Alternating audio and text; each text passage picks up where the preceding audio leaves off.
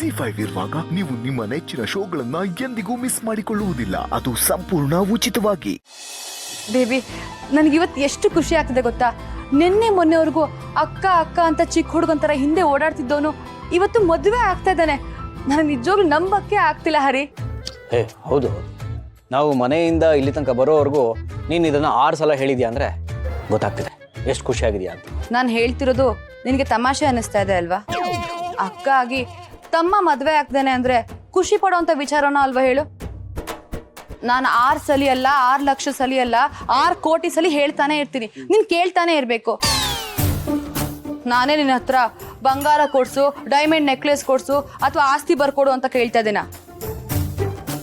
ನಾನು ಹೇಳಿದನ್ ಕೇಳಬೇಕು ಅಂತಂದೆ. ಈ ಬೇಬಿಗೋಸ್ಕರ ಅಷ್ಟು ಮಾಡಲ್ಲ ಅಲ್ವಾ? ಬೇಬಿ ಸುಮ್ಮನೆ ತಮಾಷೆ ಮಾಡಿದೆ ಅಷ್ಟೆ. ಸರಿ, ನೀನು ಖುಷಿ ಪಡ್ತೀಯ ಅಂದರೆ ನಾನು ಯಾಕೆ ಅದಕ್ಕೆ ಅಡ್ಡ ಬರಲಿ?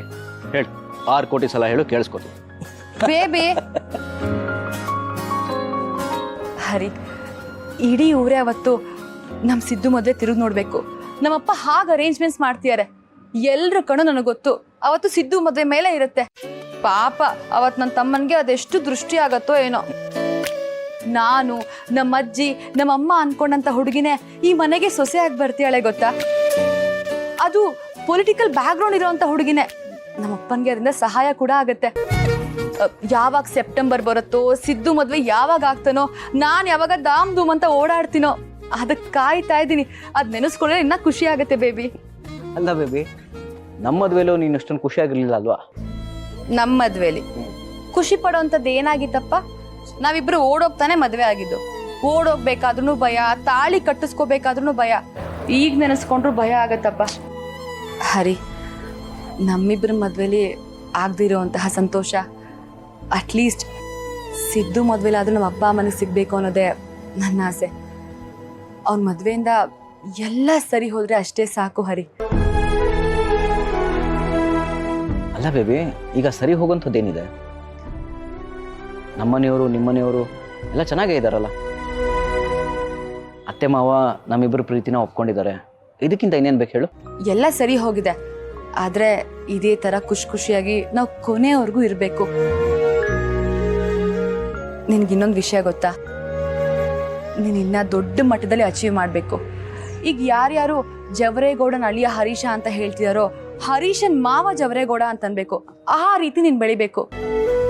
ಆ ದಿನಕ್ಕೋಸ್ಕರ ನಾನು ಎಷ್ಟು ಕಾಯ್ತಾ ಇದೀನಿ ಗೊತ್ತಾ? ಅದು ಒಂದಾದ್ರೆ ನನ್ನಷ್ಟು ಖುಷಿ ಪಡೋವಂಥ ಹುಡುಗಿ ಇಡೀ ಪ್ರಪಂಚದಲ್ಲಿ ಯಾರು ಇರೋಕ್ಕೆ ಸಾಧ್ಯನೇ ಇಲ್ಲ.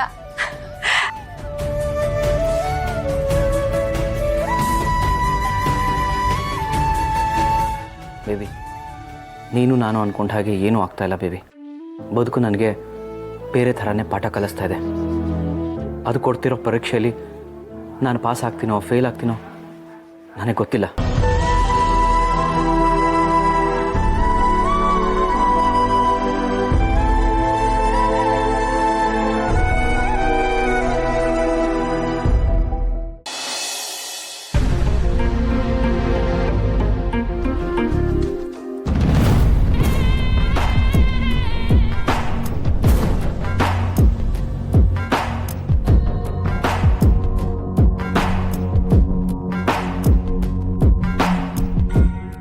ಸಿದ್ದು, ಏನ್ ಸಿದ್ದು ಇನ್ನೂ ಹೀಗೆ ನಿಂತ್ಕೊಂಡಿದ್ದೀರಾ?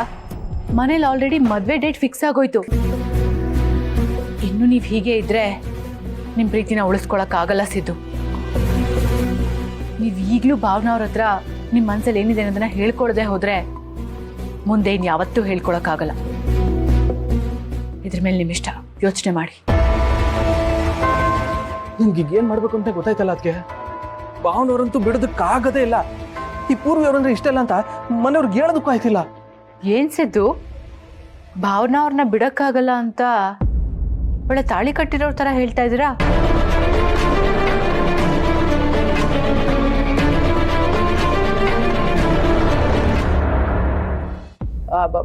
ಹಂಗೇನಿಲ್ಲ. ಅದಕ್ಕೆ ಮನಸ್ಸು ತುಂಬ ನನ್ನ ಭಾವನವರೇ ತುಂಬ್ಕೊಂಡಿರುವಾಗ ಅವ್ರು ನಿಂಗೆ ಬಿಡೋಕ್ಕಾಯ್ತದೆ ಅಂದೆ. ಈ ಸಿದ್ದೇಗೌಡ್ರು ಏನಿದ್ರು ಅವ್ರಿಗಷ್ಟೇ.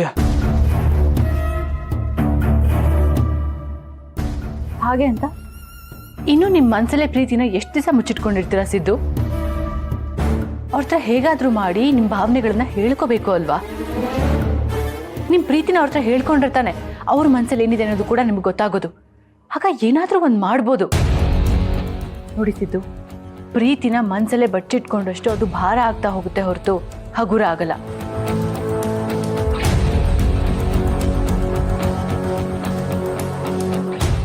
ಅದ್ಗೆ ನೀವೇ ಏನಾದ್ರು ಒಂದು ಮಾಡಿ ಈ ಮನೆಯವ್ರು ನಡ್ಕೋತಿರೋದು ನೋಡಿದ್ರೆ ನಂಗೆ ಏನು ಮಾಡಬೇಕು ಅಂತ ತಲೆನೂ ಓಡ್ತಿಲ್ಲ. ನೀವೇ ಏನಾದ್ರು ಒಂದು ಸಹಾಯ ಮಾಡಿ ಅದಕ್ಕೆ. ನನ್ನ ಕೈಲಾದಷ್ಟು ಅಲ್ಲ, ನನ್ನ ಕೈ ಮೀರಿ ನಾನು ನಿಮ್ಗೆ ಸಹಾಯ ಮಾಡ್ತಿದ್ದೀನಿ ಸಿದ್ದು. ಇದಕ್ಕಿಂತ ಹೆಚ್ಚಾಗಿ ನೀನೇನು ಮಾಡಲಿ ಹೇಳಿ?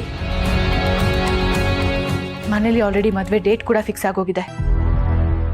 ಈಗ ನಾನು ಅವ್ರ ಹತ್ರ ಹೋಗಿ ಸಿದ್ದುಗೆ ಪೂರ್ವಿನ ಕಂಡ್ರೆ ಇಷ್ಟ ಇಲ್ಲ ಅಂತ ಹೇಳಿದ್ರೆ ನನ್ನ ಸುಮ್ಮನೆ ಬಿಡ್ತಾರೆ ಅಂತ ಅನ್ಕೊಂಡಿದ್ದೀರಾ? ಹಾಂ, ನೋಡಿ ಸಿದ್ದು, ಈ ವಿಷಯ ನಿಮಗೆ ಚೆನ್ನಾಗೇ ಗೊತ್ತಿದೆ.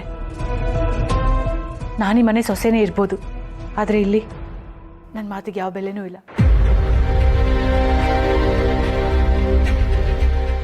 ಇನ್ನೇನಿದ್ರು ನೀವೇ ಒಂದು ಗಟ್ಟಿಯಾಗಿರೋ ನಿರ್ಧಾರ ತಗೋಬೇಕು. ಹಾಗಾದ್ರೆ ಈಗ ನಾನು ಏನು ಮಾಡಬೇಕು ಅಂತೀರಾ? ನಿಮ್ಮ ಹತ್ರ ಇರೋದು ಒಂದೇ ಆಪ್ಷನ್ಸ್ ಇದೆ. ಭಾವನ ಅವ್ರ ಹತ್ರ ಹೋಗಿ ನಿಮ್ಮ ಪ್ರೀತಿನ ಹೇಳ್ಕೋಬೇಕು. ಅವ್ರ ಮನಸ್ಸಲ್ಲಿ ಏನಿದೆ ಅನ್ನೋದನ್ನ ತಿಳ್ಕೋಬೇಕು. ಆಗ ನಾನು ಹೇಳಿದಾಗೆ ಏನಾದರೂ ಒಂದು ದಾರಿ ಸಿಗ್ಬೋದು. ಅದಿಲ್ಲ ಅಂತ ಅಂದರೆ ಮನೆಯವ್ರು ಹೇಳಿದಾಗೆ ಪೂರ್ವಿ ಕುತ್ತಿಗೆಗೆ ನೀವು ತಾಳಿ ಕಟ್ಟಬೇಕಾಗತ್ತೆ. ಆಮೇಲೆ ಜೀವನ ಪೂರ್ತಿ ಇಷ್ಟ ಇಲ್ಲದೆ ಇರೋಳ ಜೊತೆ ಕಷ್ಟಪಟ್ಕೊಂಡು ಬದುಕಬೇಕಾಗತ್ತೆ. ಯೋಚನೆ ಮಾಡಿ, ಮುಂದಿಂದು ನಿಮಗೆ ಬಿಟ್ಟಿದ್ದು.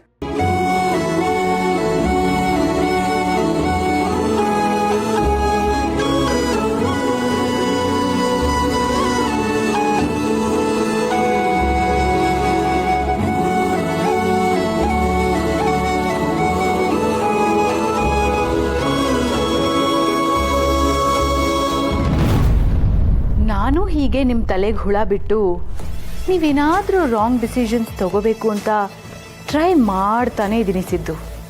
ಆದರೆ ನೀವು ನನ್ನ ಎಕ್ಸ್ಪೆಕ್ಟೇಷನ್ಗೆ ತಕ್ಕ ಹಾಗೆ ಏನೂ ಮಾಡ್ತಾನೇ ಇಲ್ಲ. ಈಗ ನಿಮಗೆ ಹಾಗಿರೋದಕ್ಕೆ ಆಗೋದೇ ಇಲ್ಲ. ಈಗೇನಿದ್ರು ಒಂದು ನಿರ್ಧಾರ ತಗೋತೀರಾ ಅಂತ ನನಗೆ ಚೆನ್ನಾಗಿ ಗೊತ್ತಿದೆ. ಈ ನಿರ್ಧಾರ ನನ್ನ ಬೆಳೆಸುತ್ತೆ, ಅದೇ ನಿಮ್ಮನ್ನು ಬೀಳಿಸುತ್ತೆ.